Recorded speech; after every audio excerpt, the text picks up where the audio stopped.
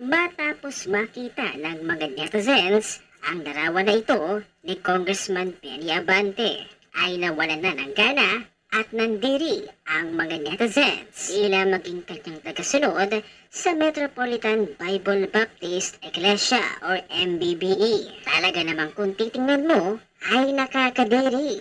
Isang pastor o bishop, makikita mo na ganito. Kaya't napakomento si Dr. Badoy.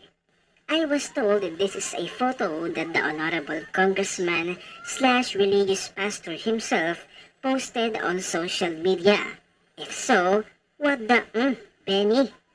Benny Abante teaches us precious lessons here. Deal with your shadow or your shadow will deal with you.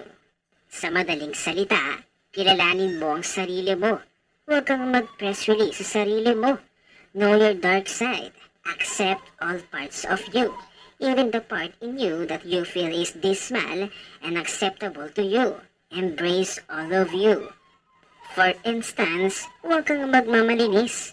Don't make a public display of your self-righteous concern for the VP's confidential funds, when you know full well she has done nothing wrong, and more importantly, because you yourself seem guilty of the crimes you force on her. Don't preach virtue in public and do your dark deeds in private. Your shadow will out you, and it always wins. It will give you that inexplicable compulsion to post photos of unexplained massive wealth and lewd and suggestive photos of you in various stages of undress that will cause your downfall. Because, Benny, you're going down fast. Ang gaba dili magsaba, Benny.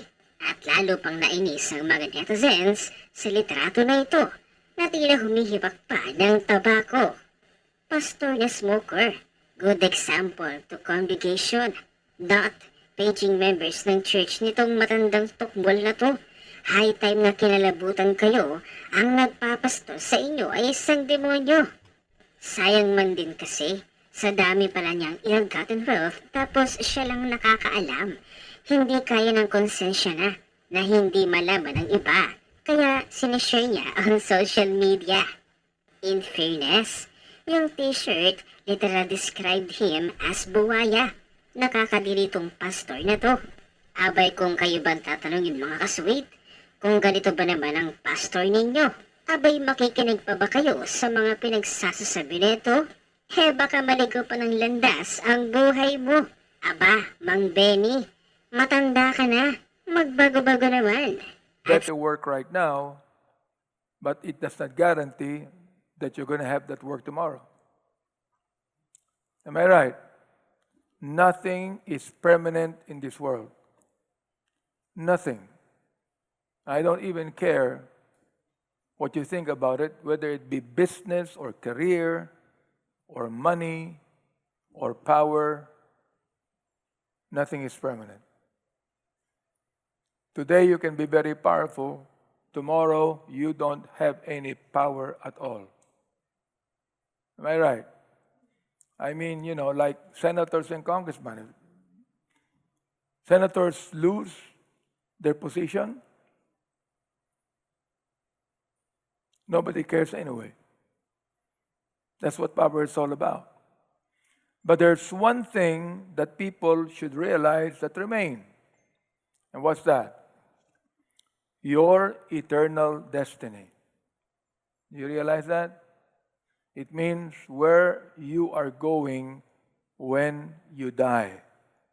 And that is our concern to everyone. That's why we are preaching the Word of God to everyone every day, because we would like to inform them and tell them, hey, listen, God has made plans for you to know where you're going if you die, and if you trust the Lord for that, if you believe Him for that, then your life is secure.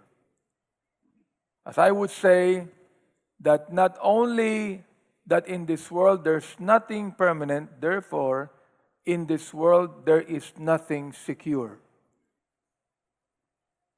Do you realize that? Our security only is in the Lord Jesus Christ. Our permanence is only upon the Lord Jesus Christ. Inquiry What is muna. the parliamentary inquiry of I the would Honorable like to Abante? ask the Honorable Marcoleta, is he rebuking this committee? What is the question, Mr. Chair? Are you rebuking this committee? Why am I supposed to rebuke the committee? I am You not. have been saying things for a while. What? You have been rebuking this committee. You are saying that. We're not blaming the Vice President on this. I asked Honorable the question. Marcoleta, I we asked are the not question. blaming You do not have the the- right to One determine minute, that. one minute suspension is declared by the chair. Move to suspend.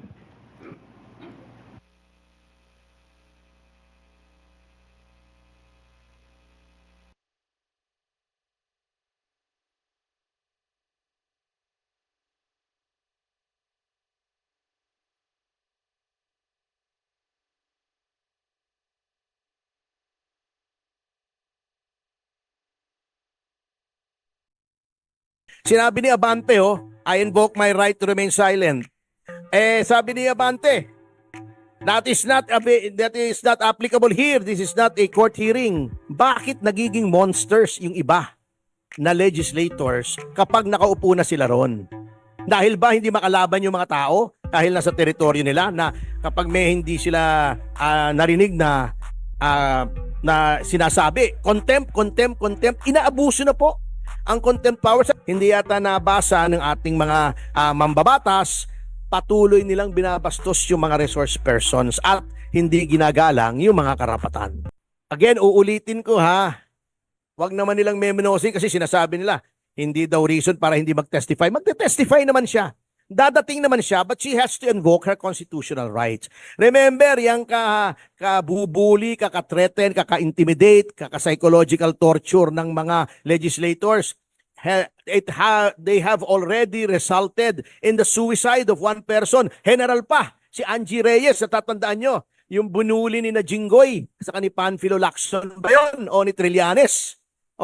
Di ba nagpakamatay? General pa yun, sanay pa sa gera yun, nag-training pa sa PMA yun. He's supposed to be physically and mentally tough. Ito pa, 24 years old. Hindi naman sanay siya ganito. Bago nakita niyo yung trato sa kanya, di ba? May sasabihin pang, ikaw puro pa-cute, di ba? Sisigawan ka, sasabihin pa, huwag ka maniwala dyan sa abogado mo. Kukunin yan lahat ng pera mo. Yung ba naman proper for a public official? Edi may right to counsel pa, hindi mo naman papalapitin yung abogado sa kanya. Ba't pa nagkaroon ng right to counsel? Di ba? These are violations of her rights na, siyempre, naapektuhan siya mentally and psychologically. Ewan ko ba kung bakit parang napi-feel ko na pagka ikaw ay elected to the legislature, nagiging sadista ka, that you seem to delight in torturing your fellow human beings.